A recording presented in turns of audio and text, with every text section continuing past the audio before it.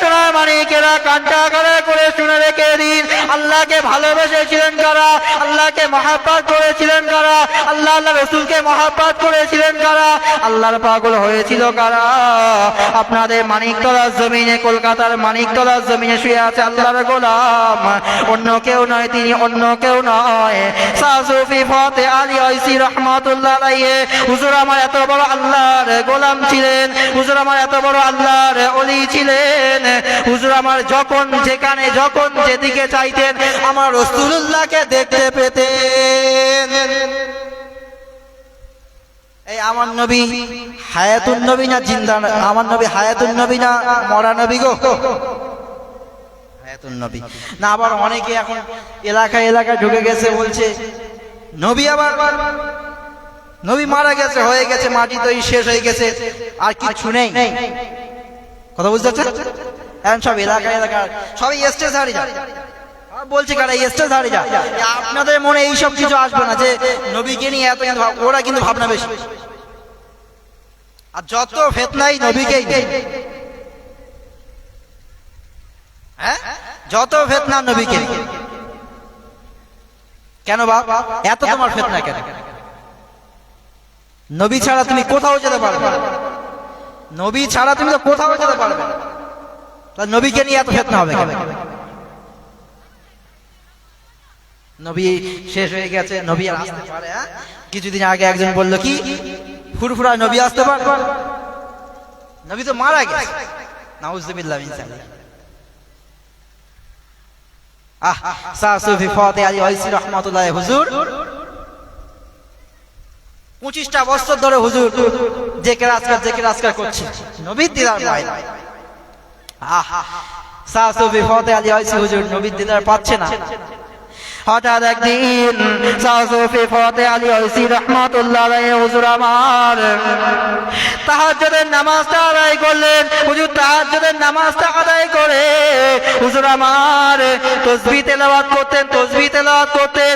হুজুর তাসবিহ তেলাওয়াত করতে করতে হুজুর আমার তাসবিহ গুনতে হঠাৎ করে পুরো তাসবিহটা গোনা হলো না। হঠাৎ করে হুজুরের ঘুম লেগে গেল।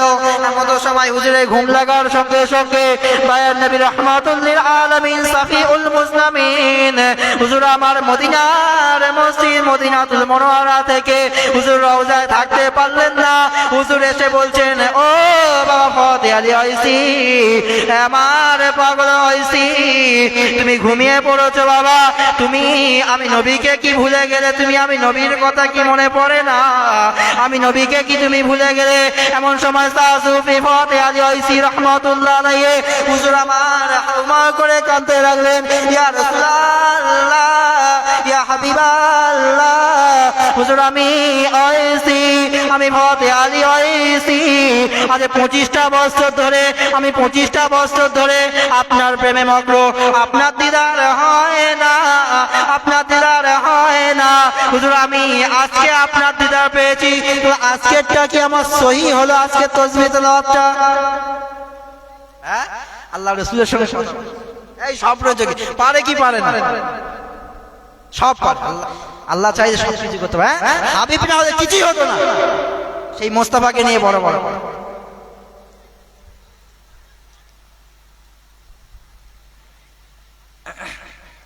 শাহ সুফি ফতে আলী ঐসি হুজুর হাউমাউ করে কাছে, ইয়া রাসূলুল্লাহ, হাবিবাল্লাহ, হুজুর আপনি 25টা বছর আমি তো দেখতে পাইনি এত তাসবিহ তেলাওয়াত করে, কিন্তু আজকে যখন আমি ভুল করলাম আপনি ধরিয়ে দিলেন।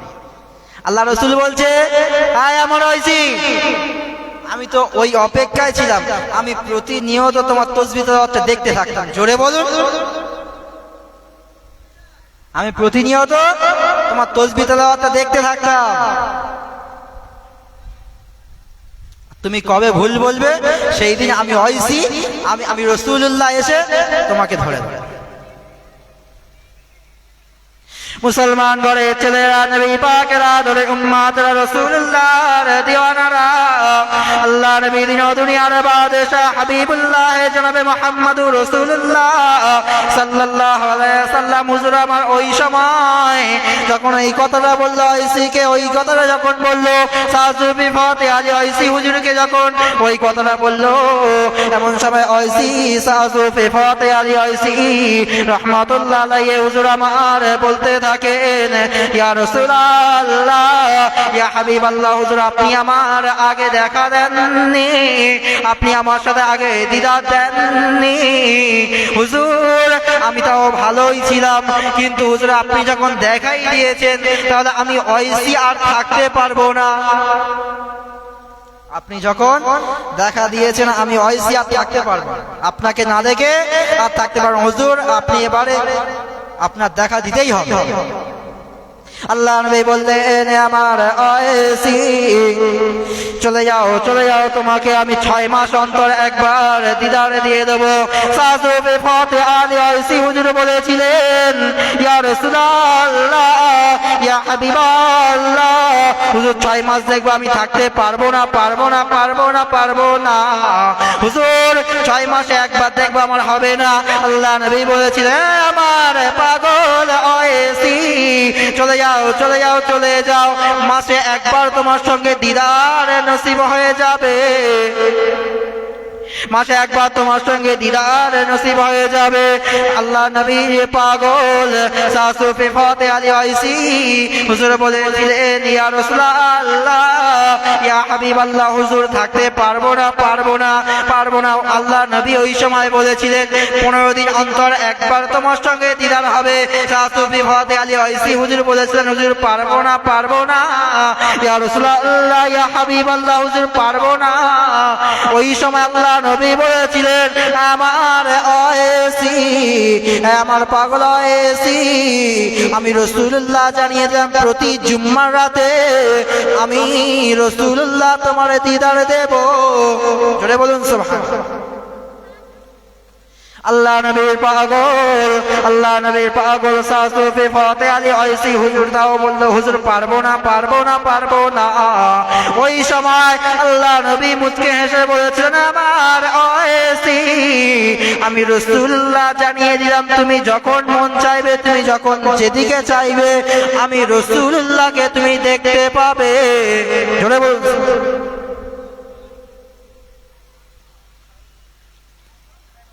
হ্যাঁ, সাসুফি ফতে আলী ঐসি কি মহব্বত করেছে।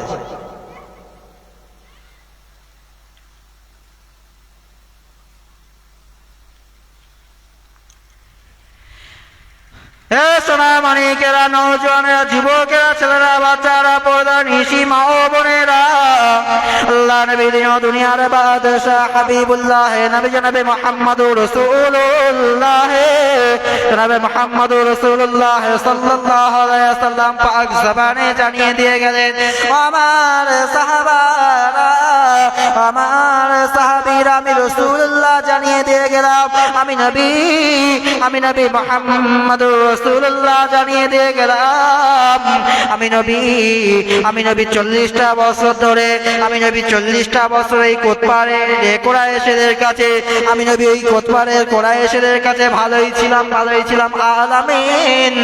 আলামিন সাদিকে 2টি নামের অধিকারী ছিলাম, আমি নবী 2টি নামের অধিকারী ছিলাম।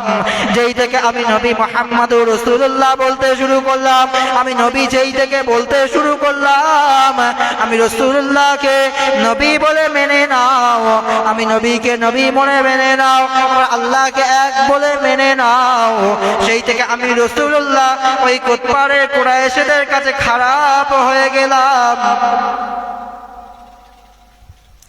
আমি নবী জানিয়ে দিয়ে গেলাম, আমি নবী জানিয়ে দিয়ে গেলাম, আমার আলেম উম্মাত উম্মাতিরা, আমার যত আলেম উম্মাত উম্মাতি আসবে দুনিয়া জমিনে, আমি নবীর ওয়ারিস বলে গেলাম, আমি নবী ওয়ারিস বলে গেলাম, আমি নবী আলেম সম্প্রদায়কে ওয়ারিস বলে গেলাম।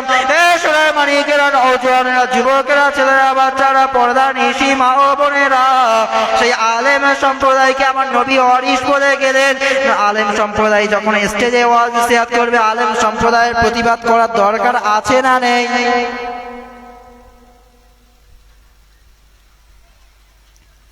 দরুদ শরীফ আল্লাহুম্মা সাল্লি আলা। এগিয়ে আসেন, এগিয়ে আসেন, সামনের দিকে আসেন, এসে বসেন পাক মজলিসে। জলসার মজলিসটা আদব রক্ষা করেন।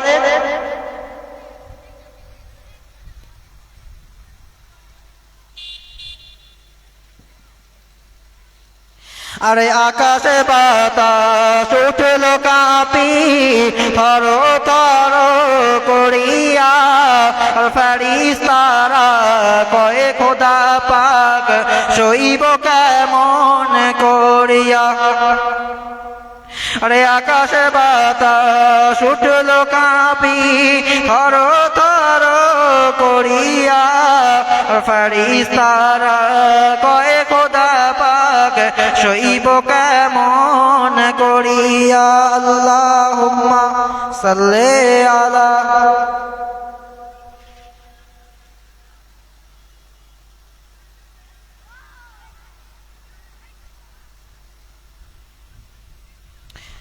ওই মদিনার বাদশা তুমি নবী সারওয়ার, ওই মদিনার বাদশা তুমি নবী সারওয়ার।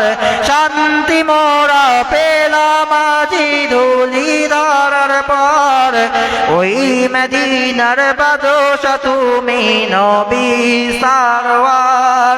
কম পারস ইরাকে দিনী পৌঁছালে সবখানে, কম পারস ইরাকে দিনী পৌঁছালে সবখানে। তোমার নূরের ওসিলায় মুমিন প্রাণে শান্তি পায়, তোমার নূরের ওসিলাতে ঘুচল অন্ধকার। ওই মদিনার বাদশা তুমি নবী সারওয়ার। তোমার সাথে সাহাবা বিজয় করলো পাক্কাবা, তোমার সাথে সাহাবা বিজয় করলো পাক্কাবা। তোমার নূরের ওসিলায় মুমিন প্রাণে শান্তি পায়, তোমার নূরের ওসিলাতে ঘুচল অন্ধকার। ওই মদিনার বাদশা তুমি নবী সারওয়ার। আল্লাহুম্মা সাল্লি আলা।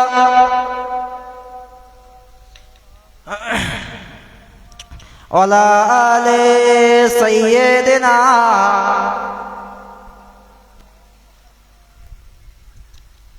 এখনো রিকোয়েস্ট করছি, যারা আশেপাশে আছেন সকলে পাক মজমাতে চলে আসেন, জলসার আদব রক্ষা করুন। এই মজলিসটার আদব আছে না নেই? হ্যাঁ, এই মজলিসটা শুধু দেয়া বড় কথা নয়। এই মজলিস দিলাম আর হো করে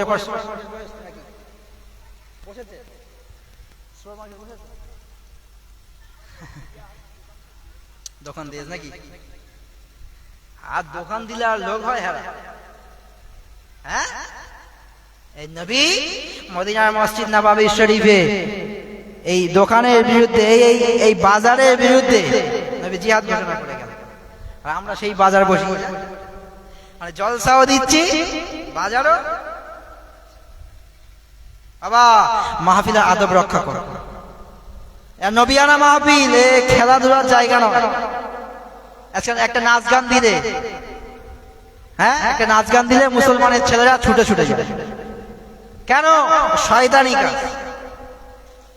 আয় একটা দিন জলসার মজলিসে বস, হ্যাঁ, দুটো চোখের পানি ফেলা, আল্লাহ গুনাহ করেছি মাফ করে দেন, রব্বি আল্লাহ গুনাহ করেছি আপনি মাফ করে দেন। আল্লাহ পাক মাফ করবে না? করবে। তওবা ইলাল্লাহি তাওবাতান নাসুহা। আল্লাহ পাক বলছে, বান্দা তওবা করার মতো আমি আল্লাহ তওবা মাফ করে। হ্যাঁ, আজকে তওবা করলুম জলসার মধ্যে, আজকের পর থেকে আর খারাপই আর যাব না। ঠিক সকাল হতে না হতে জানিস এই হালটা কি করা যায় বলদি? চাচা হজরের নাম, চাচা আল চুরি করতেছে। হ্যাঁ, জন যুবক নামাজ পড়তেছে, এই জলসার গুনাহ মাফ করে গেল। এই জলসার মজলিসে আসা মানে বেগুনাহ মাসুম, জোরে বলুন না সুবহানাল্লাহ। কারণ হাদিস পাক অনুযায়ী আল্লাহ রাসূল বলছে দুটি জায়গা হলো জান্নাতের বাগান। কটি?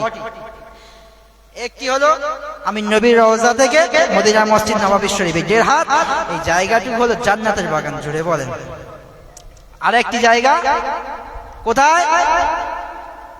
আমি রাসূলুল্লাহর আলোচনা যেখানে হয় আর আমার আল্লাহর আলোচনা যে জায়গায় হয়, ওই জায়গাটা হলো জান্নাতের বাগান, জোরে বলেন।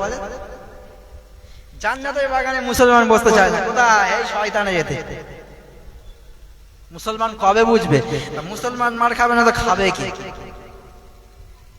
ধরে আমি আজকাল আমার বাড়ি থেকে বাড়িতে আপনাদের দাওয়াত হল, হাজি বিরিয়ানি দিলাম। কি বিরিয়ানি?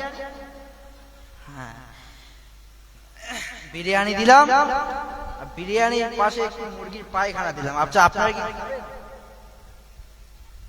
কেউ খাবেন? খাবেন না। কেন? না, ওই পায়খানাটা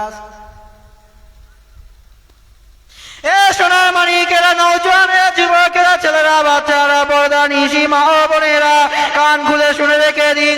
জলসা মাহফিল দেয়া হলো ভালো কাজ, জলসা মাহফিল দেয়া হলো সওয়াবের কাজ, আর এই বাজার বসানোটা হলো শয়তানের কাজ। দুটো কাজকে আমরা একসাথে করছি।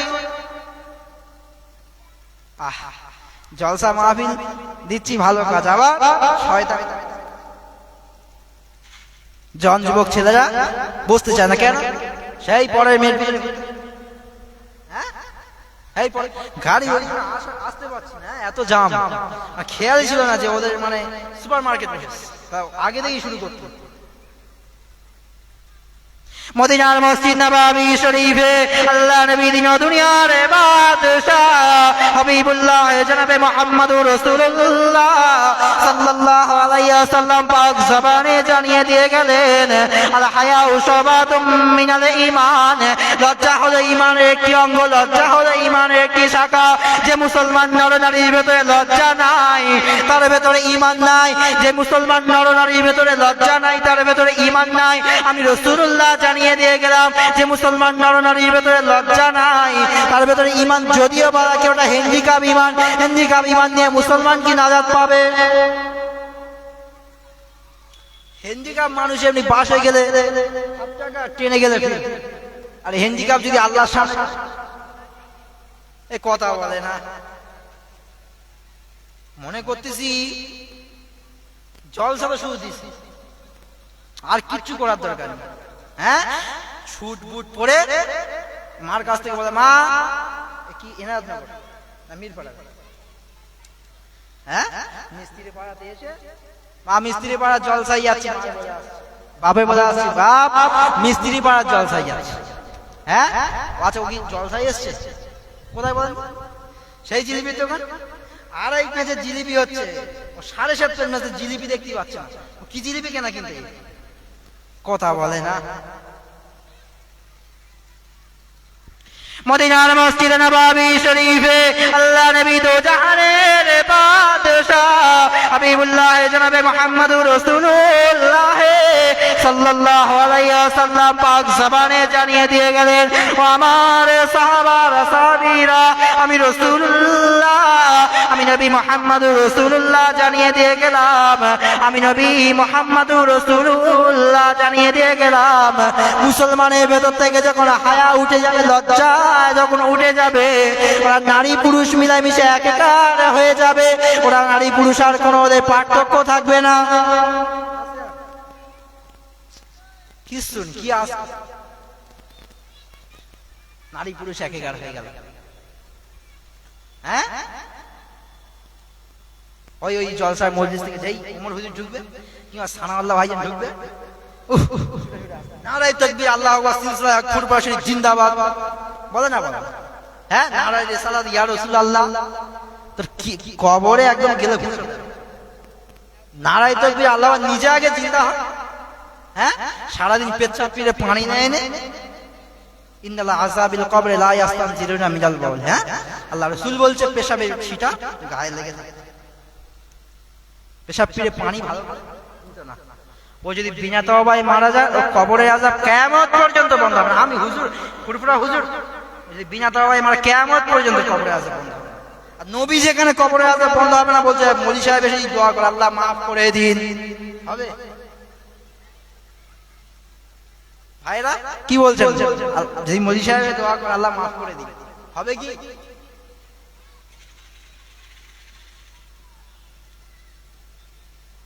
মুসলমান কবে বুঝবো?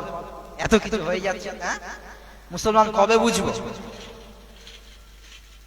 আমরা মুসলমান সেই বাইরের ধর্মদের সব মেনে চলছে, যত ধর্ম আছে সব ধর্মদের মেনে চলছে, আমরা আমাদের ধর্ম মানি। কিন্তু একজন হিন্দু বলো বা কম, বাইরের কম গায়ের কম, কেউ কি আমার ধর্ম মেনে চলে? মানে না, কিন্তু আমরা মেনে চলি। মুসলমান কবে বুঝবে? সোনার মানিকেরা, নওজোয়ানেরা, যুবকেরা, ছেলেরা, বাচ্চারা, পর্দা নিশি মা ও বোনেরা, আল্লাহ নবীর একজন সাহাবীর কথা মনে পড়ে যায়। আল্লাহ নবীর প্রাণপ্রিয় সাহাবী হযরতে আব্দুল্লাহ, আল্লাহ নবীর প্রাণপ্রিয় সাহাবী হযরতে আব্দুল্লাহ, নবীর প্রাণপ্রিয় সাহাবী হযরতে আব্দুল্লাহ মদ পান করতো, শরাব পান করতো, জিনা ব্যভিচার করতো, নামাজ পড়তো না, মিথ্যা কথা সবকিছুই চালাতো, নামাজ পড়তো না। আল্লাহ নবীর এই সাহাবীরা নবীর দরবারে গিয়ে বলতে থাকেন, ইয়া রাসূলুল্লাহ, ইয়া হাবিবাল্লাহ, হুজুর আমি আব্দুল্লাহ শর্টে জান্নাতে যেতে চাই, যদি শর্টে জান্নাতে যাওয়ার আমলটা দেখিয়ে দেন। আমি শর্টে জান্নাতে যাওয়ার আমলটা আপনি দেখিয়ে দেন। আল্লাহ রাসূল বলল, যাও আমার সাহাবী, চলে যাও, আজকের পর থেকে মিথ্যা কথা বলবেন। একবার জোরে বলেন। তার মানে এর দ্বারা রাসূলুল্লাহ বোঝা সকল গুনার মা মিথ্যা কথা, সব গুনার এই মিথ্যা কথা বন্ধ করলে সব গুনাহ বন্ধ হবে। তো নবী সাহাবীরা মনে মনে করছে, নবী তো শুধু আমার মিথ্যা কথা বলতে পারেন না, সব তো চালাতে পারে, নামাজ পড়বো, রোজা রাখবো, কিছু আল্লাহ নবী সাহাবী মদিনার মসজিদ নববী শরীফ থেকে সবক নিয়ে চলে যেতে লাগলেন। এমন সময় মদিনার মসজিদ থেকে আযান হেঁকে দিতে লাগলো হযরতে বেলাল যখন আযান হাঁকতে লাগলো, আল্লাহু আকবার, আল্লাহু আকবার, ওই সময় আল্লাহ নবী সাহাবী হযরতে আব্দুল্লাহ আর এক পা এগোতে পারে না, কারণ আল্লাহ নবী তো বলেছে আমার মিথ্যা কথা বলা যাবে না, মিথ্যা কথা যদি আমি ছেড়ে দিই তবেই তো আমি শর্টে জান্নাতে যেতে পারবো। আল্লাহ নবী যখন বলেছে মিথ্যা কথা বলা যাবে না, কাল যদি নবী আমাকে জিজ্ঞাসা করে, বাবা আব্দুল্লাহ তুমি কি কালকে আযানের জবাবটা দিয়েছিলে, আমি আব্দুল্লাহ তো মিথ্যা কথা বলতে পারবো না, তাই আযানের জবাবটা আমি দিয়ে দিই। জোরে বলেন না সুবহানাল্লাহ, নারে তাকবীর। আমি আযানের জবাবটা দিয়েই, কারণ কাল যদি আমাকে জিজ্ঞেস করে, সাহাবীটা আযানের জবাব দিয়ে দেয়। এমন সময় আর এক পা এগোতে যাবে, মনে পড়ে যায় হযরতে আব্দুল্লাহ চিন্তা করতে লাগে, কাল যদি আমার নবী জিজ্ঞাসা করে, বাবা আব্দুল্লাহ তুমি কি নামাজটা পড়েছিলে, ওই সময় তো মিথ্যা কথা বলতে পারবো না। আব্দুল্লাহ ওই চিন্তা ভাবনা নিয়ে নামাজি হয়ে যায়। আব্দুল্লাহ নামাজ পড়তে থাকে। আব্দুল্লাহ রাতে যখন শরাব পান করতে যাবে, আব্দুল্লাহর মনে পড়ে যায় আল্লাহ নবীর কাছে তো আমি মিথ্যা কথা বলতে পারবো না। আব্দুল্লাহ শরাব পান বন্ধ করে দেয়। আস্তে আস্তে একজন 5 ওয়াক্ত নামাজি হয়ে যায়। হযরতে আব্দুল্লাহ যখন নামাজি হয়ে যায়, রমজান মাস এসে হাজির। রমজান মাসে কি করতে হবে? রোজা করতে হবে। আমাদের রোজা ছুটে গেল, রোজা আমরা করিস বলে মনে হয়। এখন আবার সেই হোটেলগুলো দেখবেন হাফ সারা ফেলে রাখে, দেখেন, জানেন তো, ওরা পর্দা ফেলে রাখে, মানে চোখের লজ্জা ওরা করছে। লজ্জা লাগবে কেন? ডাইরেক্ট খুললে মানুষ খারাপ মাইন্ডে নেবে। তার চেয়ে বাবা হাফ রেখে রাখে, না খড় খাবো না, গাদায় গা খাবো। কথা বলছেন, রাগ করছে নাকি আমার কথা? যাই হোক, সেদিকে আমি যাবো না। হ্যাঁ, হযরতে আব্দুল্লাহ নবীর প্রাণপ্রিয় সাহাবী রমজান মাস যখন এসে রোজা রাখতে চালু করে দেয়, রোজা রাখতে রাখতে হঠাৎ একদিন পেটের যন্ত্রণা শুরু হয়ে গেছে। নতুন মানুষ রোজা রাখছে, পেটের যন্ত্রণা যখন শুরু হয়ে যায়, হযরতে আব্দুল্লাহ বিবির কাছে বলতে থাকে, ও বিবি জান, চলে যাও নবীর দরবারে চলে যাও, আমার নবীকে গিয়ে জিজ্ঞাসা করো এই কোন ট্রফিক আছে কিনা, ইসলামে কি কোনো ছাড় আছে কিনা। হযরতে আব্দুল্লাহর বিবি চলে যায় নবীর দরবারে চলে যায়, আল্লাহ নবীকে গিয়ে সালাম দিতে থাকে, আসসালাতু ওয়াসসালামু আলাইকা ইয়া রাসূলুল্লাহ, আসসালাতু ওয়াসসালামু আলাইকা ইয়া হাবিবাল্লাহ। হুজুর, আমি আব্দুল্লাহর বিবি এসেছি, আমার স্বামী আব্দুল্লাহ রোজা রাখতে পেটের যন্ত্রণা শুরু হয়েছে। হুজুর, আমার স্বামীর জন্য কি কোনো ছাড় নাই? আল্লাহ নবী বলেছিলেন, ও মা মহিলা, চলে যাও আমার আব্দুল্লাহর জন্য ইসলাম ছাড় রয়েছে, ইসলাম ছাড় দিয়েছে। আমার আব্দুল্লাহ রোজাটা কাজা করতে পারে, তবে সকাল মাসে আদায় করতে হবে।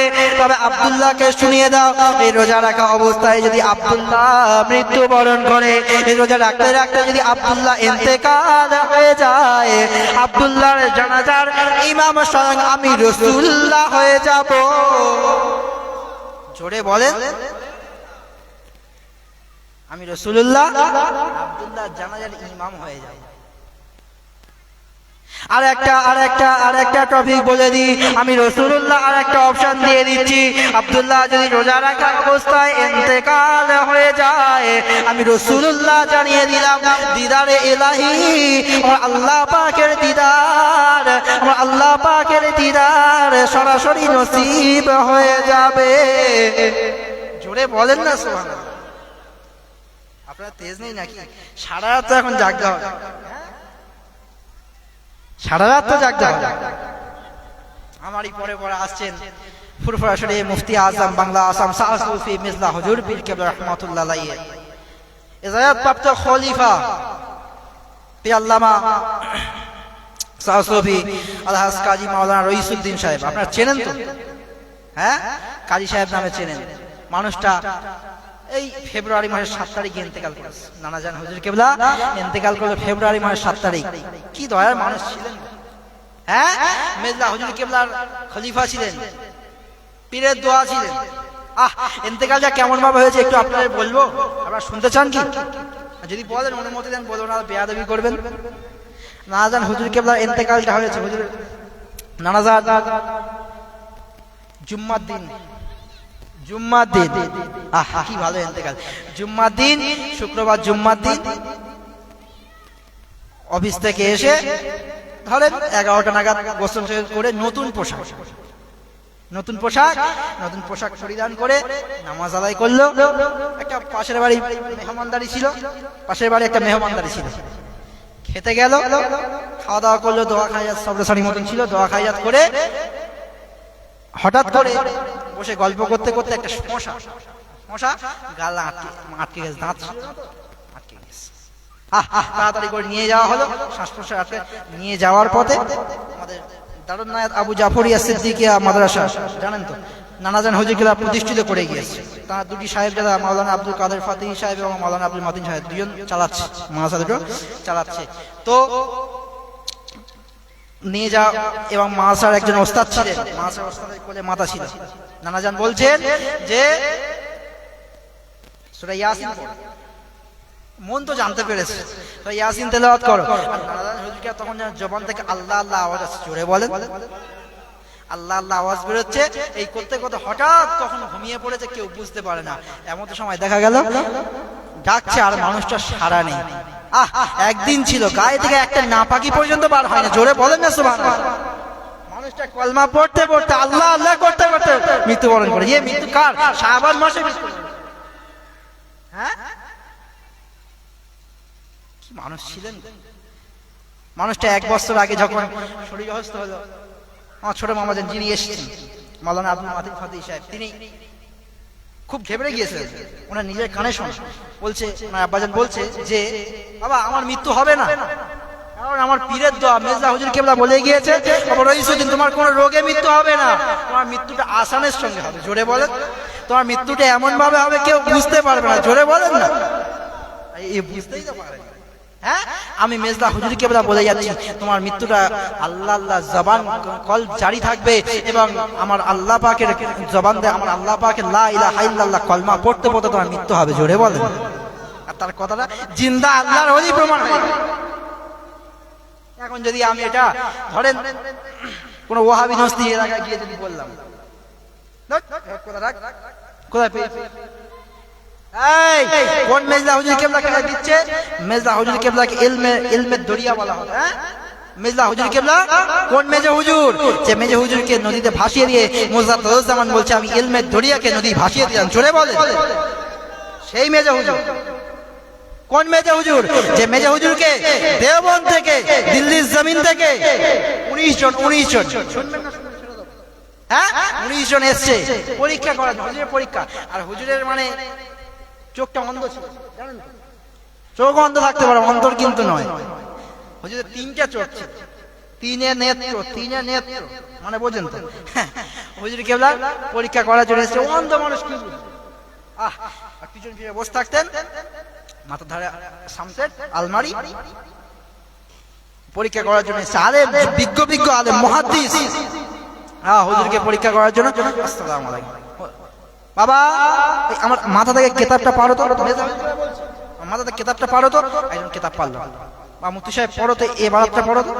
তুমি আমাকে এই প্রশ্ন ধরবে বলে এসেছো তো, জোরে বলেন, জোরে বলেন না সুবহানাল্লাহ।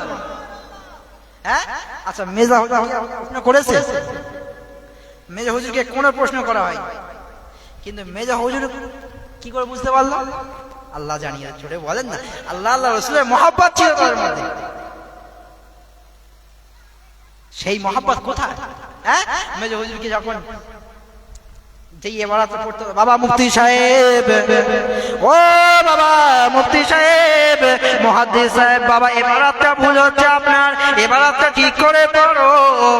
দেওবন্দ থেকে দিল্লির জমিন থেকে বড় বড় আলেম ওলামা, মনে করছে পীর মানে ভণ্ড, দেখি কি পারবে, অন্ধ মানুষ। বাবা মুফতি সাহেব এবারাতটা ভুল হচ্ছে বাবা, এবারাতটা ঠিক করে পড়ো বাবা। মুফতি সাহেব 19 জন মুফতি সাহেব পায়ে জড়িয়ে ধরেছিল, হুজুর বেয়াদবি মাফ করবেন হুজুর, বেয়াদবি করে ফেলেছি হুজুর, বেয়াদবি মাফ করে, আপনাকে চিনতে পারি নাই হুজুর, আজকের পর থেকে আপনার হাতে বায়াত হয়ে গেলাম। আর সেই মেজা হুজুর খলিফা, মেজা হুজুর কেবলা ইজাজত দিয়ে যাচ্ছে। নানা জানা হুজুর একটা নয় অনেক কিতাব লিখেছে, তাহকিকুল মাসাইল কিতাব লিখে গেছে, মাসলা মাসাইল প্রতিষ্ঠান করে গিয়েছে, নজির দেখিয়ে গিয়েছে। হ্যাঁ, এখনো যারা বাজারে ঘোরাফেরা করছে, সকলে পাক মসজিদে চলে আসে। এবারে না ওয়াজ ঘুরবে, যারা জেনে রেখে যাবো, ওরা বলবে জিনিস এসেছিল মাতি সাহেবের সঙ্গে, জিনিস এসে কথা বলছিল যে মাতি সাহেব ভাগনা সত্যি এইরকম, যে মদিনার মসজিদে নববী শরীফে আল্লাহ নবী দিন ও দুনিয়ার বাদশা হাবিবুল্লাহ নবী জনাব মুহাম্মদুর রাসূলুল্লাহ সাল্লাল্লাহু আলাইহি ওয়াসাল্লাম পাক জবানে জানিয়ে দিয়ে গেলেন, ও আমার সাহাবীরা, আমি রাসূলুল্লাহ জানিয়ে দিলাম, দোকলা চরিত্রে মুসলমান পশ্চিমকালে বেহেশতে যেতে পারবে না। দোকলা চরিত্রে মুসলমান পশ্চিমকালে বেহেশতে যেতে পারবে না। দোকলা কারা? যারা মুখে বলে আমি আল্লাহকে ভালোবাসি, অত দাঁড়িয়ে দাঁড়িয়ে নামাজ কাজা করে, যারা বলে আমি আল্লাহকে, আল্লাহ রসুলকে মহাব্বত করি, ওদের পেচ্ছাপ ফিরে পানি নেয় না। এই হুজুরের মসজিদে এসে বলে ইয়া নবী সালাম, পেচ্ছাপ ফিরে পানি নেয় না সারাদিন। যেই হুজুর বলেছে ইয়া নবী সালাম আলাইকুম, ও মাল দেরিয়ে গেছে। শয়তান বলতে আমি এখানে থাকবো নি, চললো। বাবাজি বুঝতে পারছেন? হ্যাঁ, দোকলা কারা? যারা মুখে বলে আল্লাহকে মহব্বত করো, ওদের দাঁড়িয়ে দাঁড়িয়ে নামাজ পড়ে। হ্যাঁ, এদের বিরুদ্ধে রাসূল বলে গেছে কি, ওই ঘর থেকে বলে আসছে, মা আমি জলসায় যাচ্ছি, মিস্ত্রি পাড়ার জলসায় আমি যাচ্ছি, কিন্তু এসে ঘুরছে সুজবুট করে, জলসায় গা সুজবুট করে। হ্যাঁ, পরে মেয়ের পিছনে ঘুরতে বলে, যদি ধরে বলা হয় বে করতো, বে করবে, জিন্দেই করবে না। আরে অকাত থাকলে বিয়ে করবে, জেনা করছি লা তাকরাবু জিনা, আল্লাহ তাকরাবুজ জিনা, আল্লাহ পাক জানিয়ে দিলেন জিনার ধারে কাছে যাবি না। আর নিকাহু মিন সুন্নাত, বিয়ে করা হলো আমি রাসূলের একটা সুন্নাত। জোরে বলেন, বিয়ে করা আমি জিনার ধারে কাছে যেতে বারণ করছে। আর মুসলমানের ছেলে কি মজা মারতে চায়, বিয়ে করতে চায়, বিয়ে করলে ঘাড়ে বোঝা পড়বে। হ্যাঁ, আল্লাহ নবী দিন দুনিয়ার বাদশা হাবিবুল্লাহ জনাবে মুহাম্মদুর রাসূলুল্লাহ সাল্লাল্লাহু আলাইহি ওয়াসাল্লাম পাক জবানে জানিয়ে দিয়ে গেলেন, ও আমার সাহাবারা সাহাবীরা, আমি রাসূলুল্লাহ জানিয়ে দিয়ে গেলাম, আমি নবী মুহাম্মদুর রাসূলুল্লাহ জানিয়ে গেলাম তিনটি শর্ত যে পুরুষের ভেতরে থাকবে, ওই পুরুষটা বিবাহ করার জন্য, যে পুরুষটা বিবাহ করতে চায় ওই পুরুষটা তিনটি শর্ত অবলম্বন করতে হবে। কটি? তিনটি। যে তিনটি শর্ত মেনে নিতে পারবে আর রাসূলুল্লাহ যে তিনটি শর্ত অবলম্বন করতে পারবে সে বিবাহের উপযুক্ত। আর রাসূলুল্লাহ শর্ত সালাস, তিনটি শর্ত শুনবেন না ছেড়ে দেবেন। হ্যাঁ, মেজরের দরবারে কথা বলে, মেজা হুজুরের দরবারে কথা, আমি এটা সেরে দিই।